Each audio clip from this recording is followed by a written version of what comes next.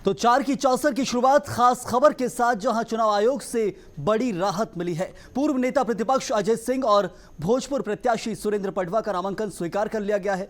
नामांकन निरस्त करने की जो याचिका लगाई गई थी उसे खारिज कर दिया गया है। शारदेंदु तिवारी ने जहां चुरहट में अजय सिंह पर आरोप लगाया था, निर्वाचन आयोग ने आरोपों को गलत पाया है और इसके बाद अब बहाल कर दिया गया है। तो चुनाव आयोग से जहां बड़ी राहत मिली है, अजय सिंह राहुल और भोजपुर विधानसभा से बीजेपी प्रत्याशी सुरेंद्र पटवा के नामांकन को होल्ड किया गया था बीते दिन। जहां एक तरफ शारदेंदु तिवारी ने चुरहट सीट पर आरोप लगाया था कि नामांकन में गलत जानकारी दी गई है, जिसके बाद होल्ड किया गया। सुरेंद्र पटवा को लेकर भी यही आपत्ति लगाई गई थी राजकुमार पटेल और कुछ लोगों के द्वारा कि जो 2 आवेदन दिए गए उनमें गलत जानकारी है 2 नामांकन में, और उसके बाद फिर नामांकन होल्ड किया गया था और अब जाकर नामांकन स्वीकार किया गया। दोनों आपत्तियों को खारिज किया गया है।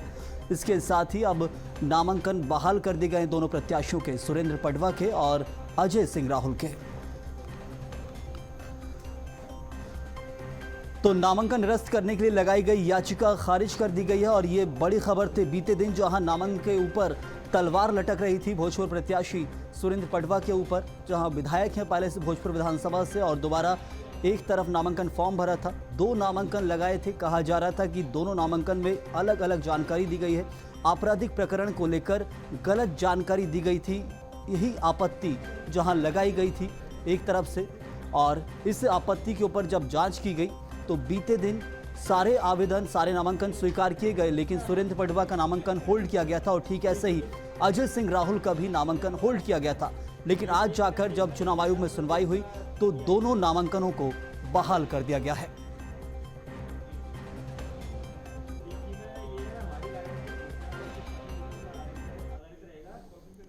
रायसेन जिले की भोजपुर सीट से भाजपा प्रत्याशी और वर्तमान विधायक सुरेंद्र पटवा और सीधी जिले की चुरहट सीट से कांग्रेस उम्मीदवार को नामांकन के मामले में चुनाव आयोग से राहत मिल गई है। इनके खिलाफ सभी आपत्तियों को खारिज कर दिया गया है। मंगलवार को इनका नामांकन फॉर्म होल्ड कर दिया गया था। सुरेंद्र पटवा ने 2 अलग अलग नामांकन जमा किए थे। आरोप था कि दोनों के शपथ पत्र में दी गई जानकारी भी अलग अलग है। इस सीट से 3 अलग अलग प्रत्याशियों ने रिटर्निंग अधिकारी के समक्ष आपत्ति जताई थी। इसमें कांग्रेस के प्रत्याशी राजकुमार पटेल, निर्दलीय गणेश मालवीय और संयम जैन शामिल थे। इससे पहले कल ही बीजेपी के कद्दावर नेता और इंदौर 1 से बीजेपी के प्रत्याशी कैलाश विजयवर्गीय को भी चुनाव आयोग से राहत मिली है। कांग्रेस ने जहां एक तरफ बड़ी राहत दी है, कांग्रेस ने आपत्ति लगाई थी, लेकिन इस वक्त चुनाव आयोग से बड़ी राहत मिली है।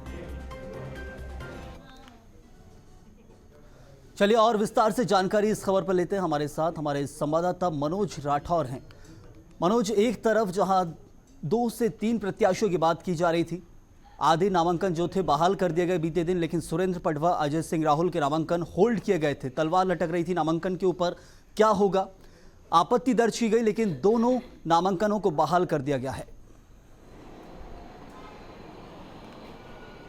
संयम, क्योंकि ये चुनावी प्रक्रिया है जिसके तहत तमाम जब नामांकन बुलाए जाते हैं उस पर जब दावे आपत्ति यदि आती है तो उसका निराकरण करना जो है वो चुनाव आयोग का पूरा फैसला रहता है। यही कारण है कि इन दोनों मामलों पर, चाहे वो सुरेंद्र पटवा का मामला हो या फिर अजय सिंह का मामला हो, इनके नामांकन पर जो है जानकारी छुपाने के आरोप लगे थे और ये आरोप कांग्रेस के ही प्रत्याशी और उनके नेता ने लगाए थे, जिसको लेकर उन्होंने चुनाव आयोग पर इन नामांकनों पर आपत्ति दर्ज कराई थी। इन आपत्तियों पर सुनवाई हुई क्योंकि एक पूरी प्रक्रिया है। जिला जो निर्वाचन पदाधिकारी, कलेक्टर जो रहते हैं, उनसे पूरे मामले की रिपोर्ट ली जाती है। जिस तरीके की आपत्ति रहती है, सुरेंद्र पटवा पर जानकारी छुपाने का गंभीर आरोप लगा था, लेकिन उनकी तरफ से भी जवाब लिया जाता है, उनकी तरफ से भी उनका पक्ष को सुना जाता है और जो दावे आपत्ति में जो आरोप लगाए जाते हैं उसकी भी पुष्टि की जाती है। हालांकि दोनों ही मामलों में जब आपत्तियों पर जब सुनवाई हुई तो जो तमाम आपत्तियां थी, जो तमाम आरोप थे, वो गलत साबित हुए और चुनाव आयोग ने जो आपत्तियां थी उनको खारिज करने का काम किया और जो ओके था नामांकन फॉर्म को लेके वो किया। यानी दोनों ही प्रत्याशियों की जो आपत्ति थी उनको खारिज करते हुए उनके नामांकन को स्वीकार आयोग ने किया। जिस तरीके से दूसरे नामांकन फॉर्म को ओके करने का काम चुनाव आयोग के द्वारा किया गया था। तो अब किसी तरीके की दिक्कत चुनाव लड़ने में इन दोनों प्रत्याशियों को नहीं होगी, क्योंकि अब स्क्रूटनी का काम लगातार चल रहा है और स्क्रूटनी में यही बात देखी जाती है कि जो आपत्तियां आती है उनका निराकरण करना होता है। यदि कोई नाम वापस लेना चाहे तो उस पर भी जो है चुनाव आयोग जो है नाम वापस के लिए भी समय देता है। तो फिलहाल जो कल बात सामने आई थी उसके बाद आज जो है इस पर सुनवाई होनी थी और जब सुनवाई हुई तो तमाम आरोपों को खारिज किया गया और आपत्ति को भी खारिज करके उनके नामांकन को सही करार चुनाव आयोग के द्वारा दिया गया।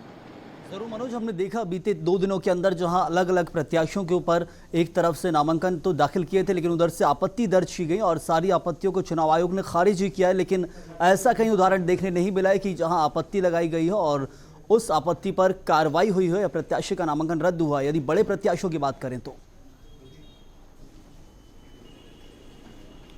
संयम, क्योंकि लगातार आपत्तियां आती है नामांकन को लेके, जो जानकारी दी जाती है उस पर ये आरोप लगाए जाते हैं कि उन्होंने अपनी जानकारी को, अपनी संपत्ति को, अपनी आपराधिक जानकारी को छुपाने का काम किया।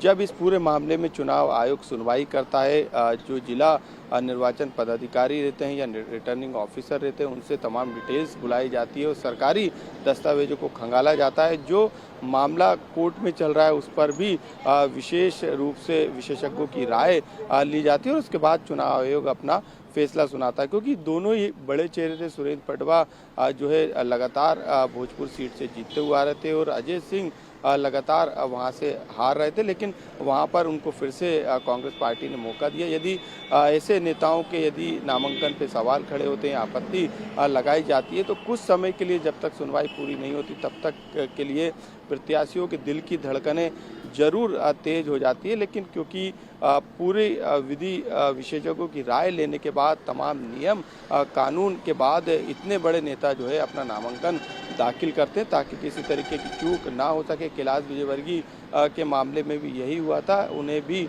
क्लीन चिट देने का काम, उनके तमाम आरोपों को गलत करने का काम चुनाव आयोग के द्वारा किया गया था। जो सुनवाई हुई उसके बाद अब इन दोनों मामलों पर जिस तरीके के आरोप लगे थे उनको भी खारिज करने का काम चुनाव आयोग के द्वारा किया गया।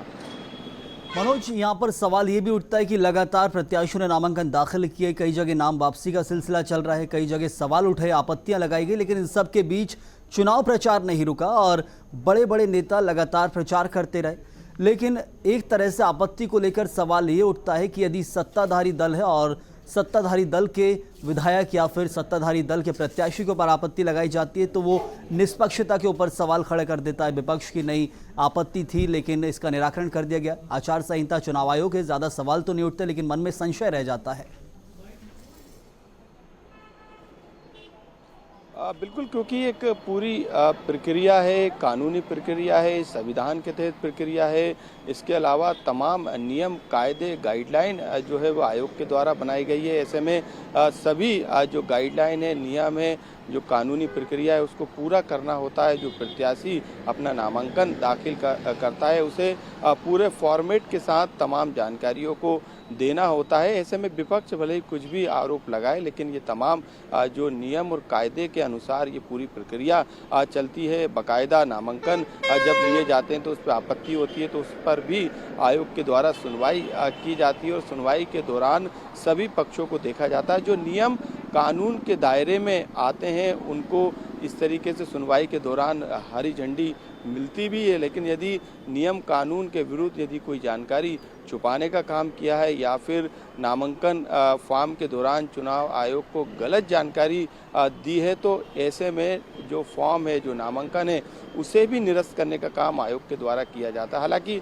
सियासत जरूर की जाती है, कांग्रेस हो या विपक्ष हो, जिन नेताओं के नामांकन को लेकर सवाल खड़े किए जाते हैं, लेकिन ये कुछ समय के लिए रहता है। लेकिन इस पर यदि ये कहे कि ये किसी तरीके से सरकार या फिर निष्पक्षता पे सवाल है तो ये बिल्कुल नहीं है, क्योंकि चुनाव आयोग एक पूरे संविधान के तहत चुनाव कराता है जिसमें तमाम नियम और जो कार्यक्रम पहले से तय रहते हैं, उसी नियम, कार्यक्रम और गाइडलाइन के तहत चुनाव को संपन्न कराने की जिम्मेदारी आयोग की रहती है और उसी जिम्मेदारी को बखूबी निभाने का काम किया जाता है। क्योंकि यदि गलत फॉर्मेट में यदि चुनाव कराए जाए, जो कि संभव नहीं है, इस पर भी तमाम तमाम जिम्मेदारों को जवाब देना पड़ता है, क्योंकि हाई कोर्ट है, सुप्रीम कोर्ट है, सभी एक चेन की तरह काम करते हैं। यही कारण है कि चुनाव आयोग पर सवाल जरूर खड़े रहते हैं, लेकिन उसकी निष्पक्षता पर सवाल खड़े नहीं किए जा सकते, क्योंकि तमाम कानून और प्रावधानों के तहत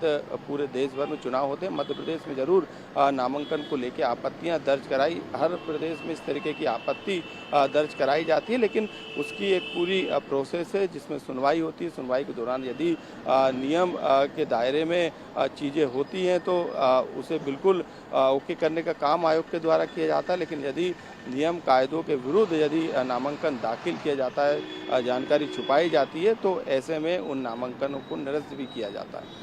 बिल्कुल मनोज, बहुत शुक्रिया इस जानकारी के लिए। तो एक तरह से जहां दोनों प्रत्याशियों के नामांकन बहाल किए गए हैं, अजय सिंह राहुल, सुरेंद्र पटवा की आपत्तियां जरूर दर्ज की गई। आपत्तियों के तहत जवाब तलब भी किया गया, प्रत्याशियों से जवाब दिया गया और जवाब से संतुष्टिकरण के आधार पर नामांकन बहाल किए गए हैं। लेकिन इन सब के बीच भी यदि कहीं मन में संशय और आपत्ति रह जाती है तो उसके लिए कोर्ट के दरवाजे खुले हैं। और अक्सर देखे भी कई मामलों में जहां कोर्ट से 1 साल 2 साल बाद फैसले भी आते हैं और उन फैसलों पर अमल भी होता है, तो ऐसे में आपत्ति दर्ज की जाती है। चुनाव में एक सामान्य प्रक्रिया है, 2 नामांकन, एक में अलग अलग जानकारी को लेकर आपत्ति थी और आपत्ति इस वक्त जहां निरस्त कर दी गई है और बहाल किए गए हैं।